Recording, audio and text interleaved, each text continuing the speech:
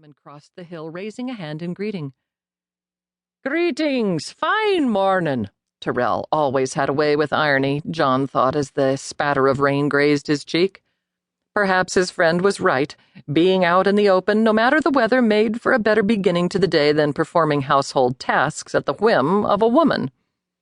Tyrrell waited in place until John caught up. "I've given some thought to my next piece of woodcraft," John said, not admitting his pleasure at selling a single artistic piece rather than the utilitarian ones he normally made. "I'm thinking these trees are doing no one any service up on the hill." "That one's worm-riddled," Tyrrell said, pointing at the southmost of the two. "Ah, it wouldn't be suitable for any fine pieces. The other, however, that one would catch my fancy. If I were in the business of wood-carving." John patted the side of his carry-bag, assuring himself that he had brought his axe. He walked up to the huge tree, admiring the jagged arms it sent skyward. It would take a mighty effort to fell it. Perhaps he could climb up, take the large limbs one at a time. He touched the trunk. Most of the bark had fallen away, leaving a smooth surface and an indication of the beautiful bowls that could be carved from this wood. One limb of decent size was within his reach. He drew his axe from his pouch. Tyrrell had moved down the slope, and he shouted something to John now, but the woodcarver didn't catch the words, lost as they were to the rising sound of the wind and storm. He hefted the axe. Crack! Thunder shook the earth, and brilliant light blinded him.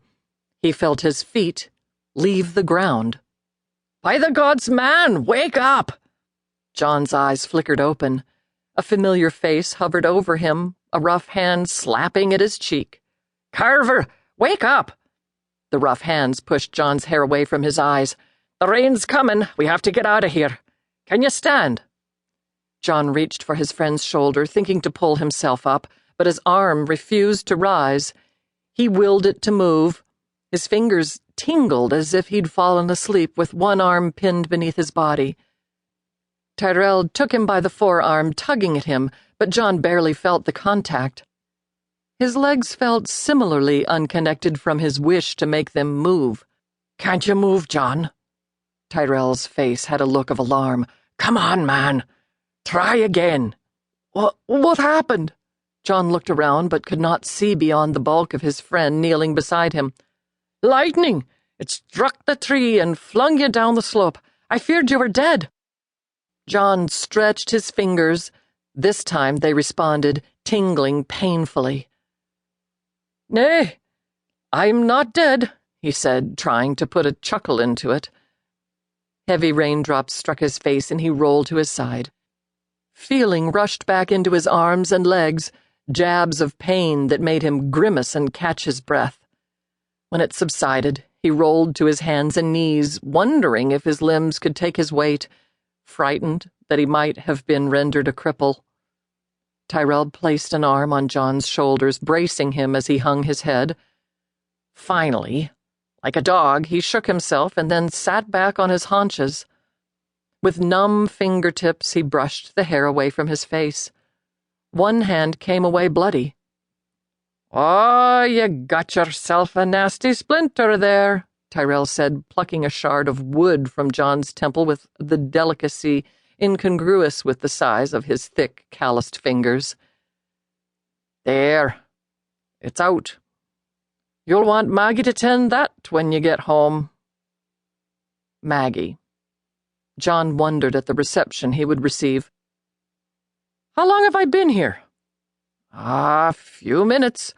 Looks like we missed the worst of it." He tipped his chin to the north, where the furious black cloud blasted the earth with rain only a mile or two away.